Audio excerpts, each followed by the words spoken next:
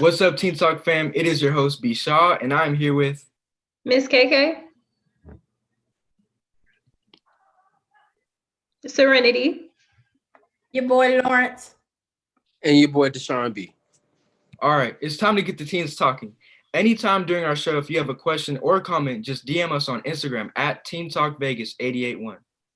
Nevada may be on an upward trend to improving its report card on education, but the fact still stands that our ranking is amongst the worst of states for education, with African Americans scoring the lowest in each category. Today we have a very special guest, Dr. Noguera, who will be answering some important questions that circle around education inequities. These include some contributors and thoughts to overcome barriers. Dr. Noguera is the Dean for USC's Rozier School of Education. He is a top expert in urban education and social inequality.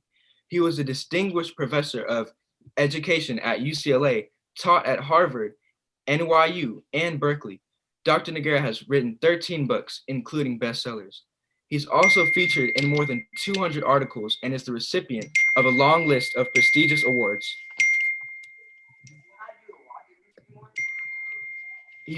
I'm sorry about that, guys. Let me get back to it. Including 6 honorary doctorates.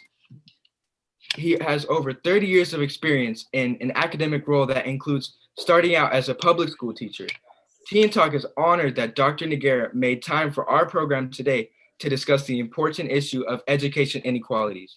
Dr. Noguera, before we get started, we would like to thank you again for your generous decision to take some time out of your very busy schedule to join us for the Teen Talk show.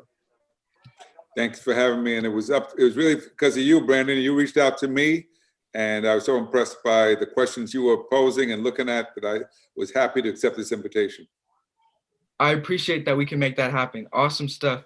Let's get right into our questions. Dr. Noguera, just as an icebreaker, how are you enjoying your new role as the Dean of USC's Rozier School of Education?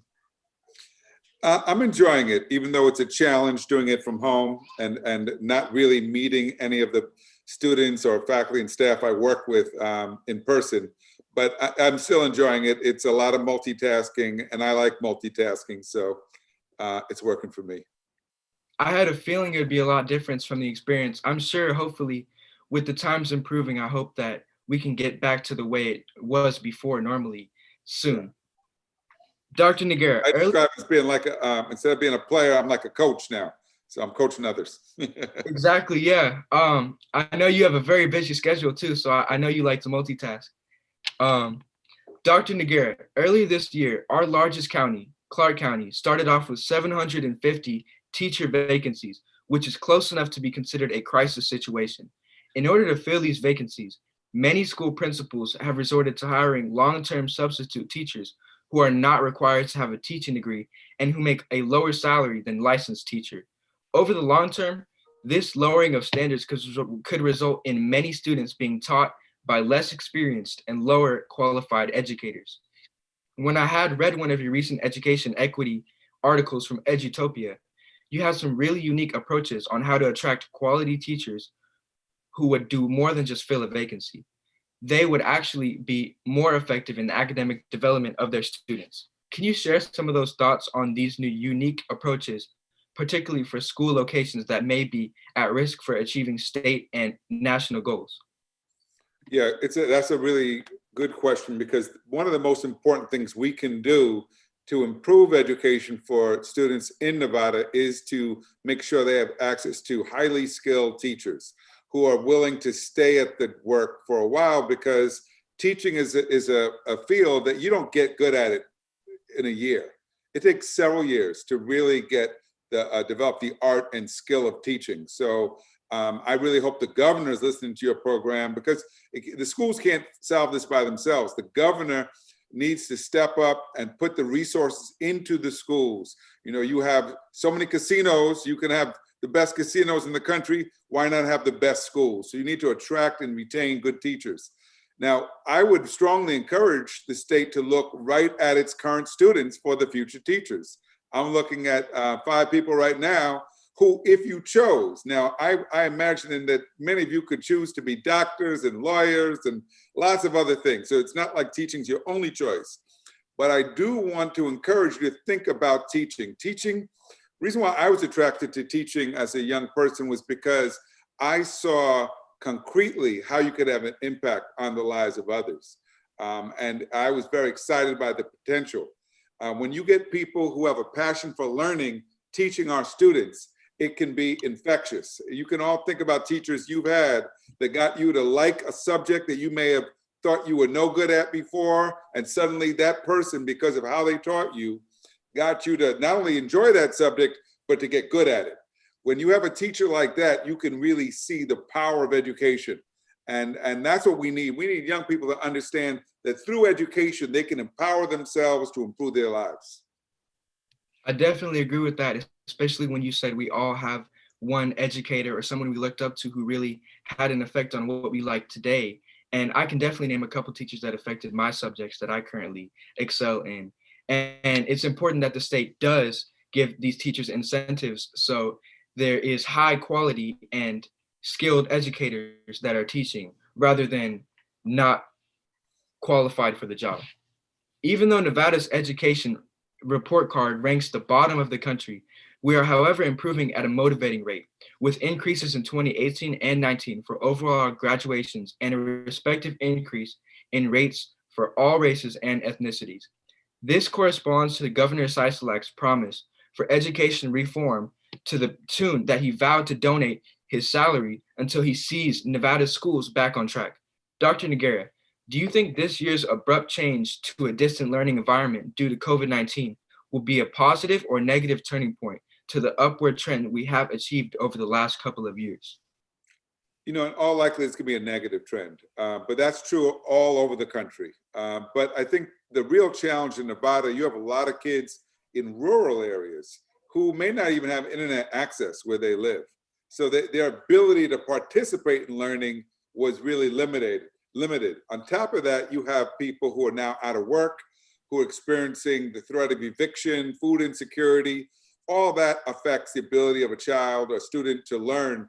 Many kids are learning in small apartments, and it's not conducive to really concentrating on your education. So it's not the fault of the students. It's really no one's fault. Maybe the big tech companies could have done a better job of getting the internet access out there. But now we're going to have to figure out what do we do to compensate for this lost time, lost learning opportunities. And that's where leadership will be required. I definitely agree with that. And the at-home experience is just not the same as in person, and it may have a drastic negative effect because when you're at home, there's so many distractions. There could be cell phones, your family members being too loud, or like you said, terrible Wi-Fi. And I personally have had moments where I couldn't even hear my teachers because the Wi-Fi was so terrible. Dr. Noguera, what are your thoughts on the pros and cons of subjecting the state's education system to being issued a report card that is ranked against the rest of the country for how well they perform in the three primary categories of number one, a student's chance for success, number two, the school's finances, and number three, the overall K through 12 achievement? So, I mean, I think it's good for us to look at what's happening and to be transparent and honest. At the same time, simply giving a letter grade doesn't help. If we say Nevada is failing, well, then the country has to do something about it to help Nevada. It's not good enough to tell people that your schools are failing. If we said that Nevada was leading the country in COVID cases, then Nevada's going to need help. So I would say that this might not be an issue that Nevada by itself can solve. You might need help. I've been involved with the State Department of Education and just recently spoke to administrators and teachers across the state. You need to call in on others to help figure out what to be done. But at the same time, you've got your own resources. And as I said, people come to Las Vegas from all around the world because you've got the casinos, you've got the entertainment. You need to be as creative in thinking about how to address the educational challenges facing the state. And that's why I say it really does come down to leadership. And not just the political leaders. We need business leaders, church leaders, parents, everybody to step up and say, look, our kids' lives are at stake. Our future is at stake if we don't provide them with a good education. I definitely agree with that. Las Vegas is a very attractive state, and there possibly is some bias, or definitely is some bias in casinos versus other very important things such as education.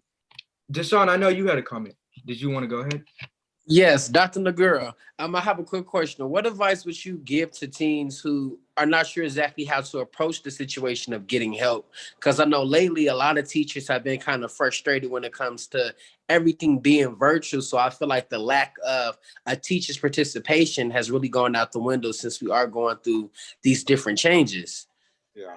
So for the students who feel like they need some help, I'd encourage you to send an email, use some kind of private communication to get to your teacher, let them know, look, I'm struggling. We don't have regular internet access. We have other challenges at home that are getting in the way. I need help in this subject. Getting help is actually a way you empower yourself. Knowing when to ask for help, knowing who to go to for help. Don't try to do it all by yourself. No one gets through doing it all by themselves. It's not a sign of weakness to ask for help. And so I would encourage the students out there to let the teachers know. And if they don't do something, go above their head, go right to the principal, let them know, I need some help here. I like where you went with that, where asking for help is not necessarily a sign of weakness, but is more a sign of courage and power and wanting to get better. Dr. That's right. Noguera, if it wasn't enough of a disappointment that Nevada's rank last in our country when it comes to, I'm so sorry, I read the wrong. Okay. The lowest African Americans are ranking the lowest across the board in each category. In your book, Trouble with Black Boys, you mentioned the possibility that in schools throughout the US, the failure of Black males is so pervasive that it appears to be the norm and it does not raise alarms. It feels like this is somehow connected to the issues inherent in implicit or systemic racism. With our country's heightened awareness of these types of social injustices, especially this year, what advice would you give to the new movement of individuals who are actually interested in becoming change makers from the inside and outside of our education system? So good question. And this is not unique to Nevada. Across the country, we're seeing Black children, but we're also seeing Native American children, in many cases, Hispanic children, in many cases, poor white children who are not flourishing, not doing well in school. Too often what we do is we blame the children or their families. And what I would say is, let's take a different approach. Right on this call today, we have 5 students who are doing well. I'm assuming you all are doing well. That's why you're doing this show, right? If I were an educator, I would want to know more about you. Where are you? What explains your success? How come you're doing so well? Where are you getting support from? What motivates you? Because rather than simply focusing on those who are struggling, we need to focus on those who are achieving so we could do more of what works for them for the ones who need help. Sometimes, I'll give you the example. When I'm a gardener and I like to grow food in my gardens. And I got all kinds of stuff. I got peppers, I got beans, I got tomatoes, but my cantaloupe didn't grow. When my cantaloupe didn't grow, I didn't blame the cantaloupe. I went out and I asked other gardeners, what are you doing? And they told me, the cantaloupe needs a whole lot more water. I got plenty of sun, but it needs more water. Same thing is true in education. When we see kids who are not thriving, who are not learning, we have to ask ourselves, what do those kids need? Maybe there's something that's missing that we need. They might need mentorship. They might need somebody who is more patient to work with them. They need something that's missing, right? Because learning comes natural for all human beings. And when it's not occurring, we don't blame the child. We say, what's wrong with the supports we put in place for that child? I definitely agree with that. And I feel like in way too many situations, the person who is not performing at the best that they can is blamed, and that is not the case. You need to figure out what they need. Ms. KK, I know you had a question.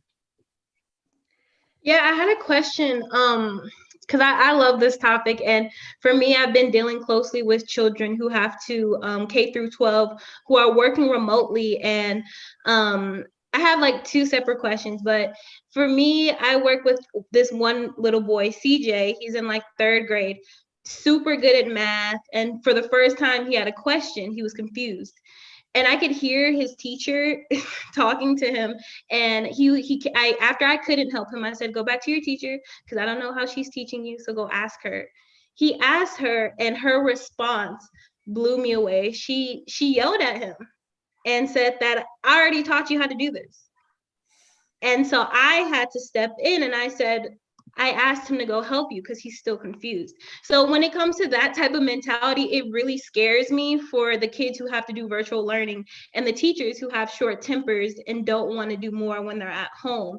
And I say all that to say that I do know, I don't know if it's still around, that sometimes teachers, and even in high school, they'll pass kids along to get them to go to the next grade. And I would just like to know the side effects of letting that happen, because I've been in high school with kids who, were a lot older, but yet they're still like behind. And it's because they didn't get that attention they needed when they were in elementary school that they so deserved. So I would just like to get your point of view on like how that even started and how that affects the actual natural progression of us learning. Yeah. Great questions, KK. I would start by saying, let me just defend the teachers a little bit, because teachers are stressed out too. Imagine if you're teaching all these kids on Zoom and you have kids at home. It is, so I feel for them. It's not easy. Right. At the same time, what your example points to is the importance of patience. As a teacher, you've got to be patient with your students. You've got to invite their questions.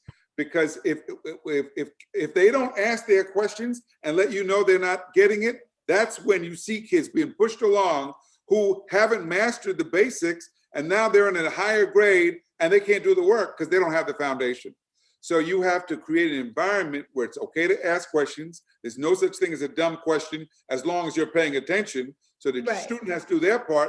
They have to pay attention. They have to show up. They have to do their work. But they also have to let the teacher know when they don't understand. And this is very important. The teacher needs to create an environment where it's okay to make mistakes. You never get it right the first time, right? So mistakes is how we learn. Think about when you learn to ride a bike. Very rarely do you just jump on that bike and take off. First, you fall down a few times, takes a little while, get your balance, and then gradually you are riding along. That's the way we learn things, whether it comes to reading or math or anything else. We make mistakes at first. We can learn through our mistakes. And that's what teachers have to do.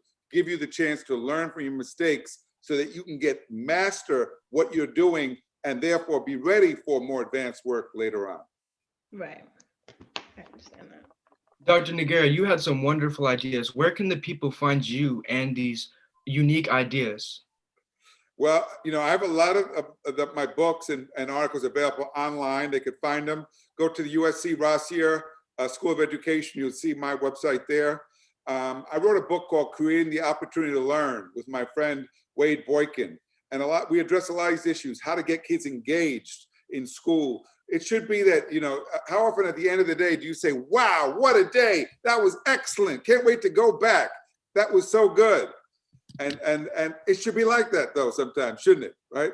Because a good education makes you want more education. And that's what we should be doing in kids. We should be tapping into their curiosity so that they want to learn more and more on their own, not even depending on the teacher. Exactly. I'm a firm believer that it starts young, and it's much easier to teach a kindergartner how to read a book than an adult to read a book. Thank you all so much for tuning into this Teen Talk discussion. Be sure to follow us on Instagram at Teen Talk Vegas 881, and also check us out at teentalkvegas.com.